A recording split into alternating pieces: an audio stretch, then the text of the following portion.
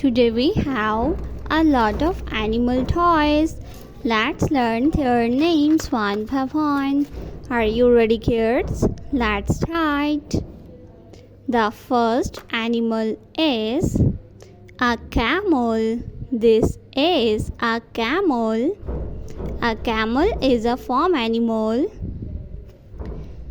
This is a peacock. A peacock is a very beautiful animal.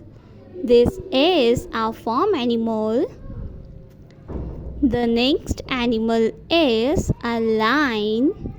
A lion is the king of forest. This is a lion. The next animal is a cow. A cow is a farm animal. This is a cow. The next animal is a dog.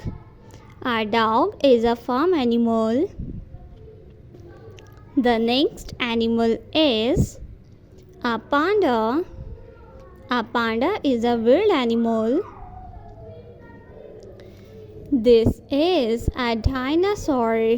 A triceratops. A triceratops.